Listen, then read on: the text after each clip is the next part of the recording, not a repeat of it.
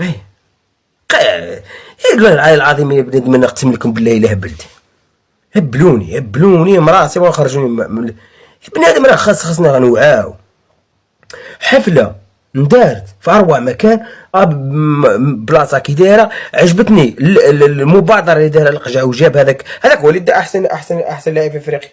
هذاك مسكين هذاك الشيباني هذاك اللي كرمه يا ودي حاجه كبيره ما ينساوش حتى واحد. شو هذاك الشيباني راه عندها يمكن شهرين ولا 3 شهور هذه ولا 4 شهور من فات الزيزه ولا 5 شهور تقريبا 4 شهور وجابوه وكرموه. هذه وي احنا ما عندناش قاعه فين نديروا بحال هذيك الحفله هذه قاعه كيف الناس معاك يعني. يا نتوما غير نبحي على قجع البارح الركراكي قال لهم نهدي اللقب لبن شيخه لانه تعب وجاب جوج القاب. شوفوا الناس نهضر كذا ناس كيتهضر ناس كيتكبر. حنايا والله العالي العظيم وشدينا غير فوامنا ورزقناه في بلاصتنا ودي خلينا الناس تخدم على راسها. اللي بغى يخدم راهم يخدموا بلادهم. هذاك راه يخدم بلادو يا ودي نحضي غير راسي ونعرف انا نخدم. ما يجبنيش نيف انا على الدفيش الخاوي.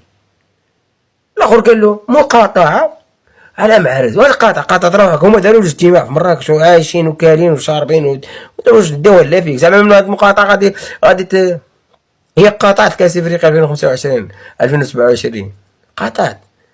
يا قلت نساحب وكذا داوها فيك سمعوا لك هذو القاطع يسمعوا لك.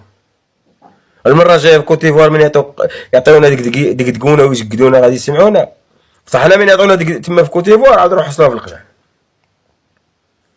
يعني ما راهش يبحثوا القجع.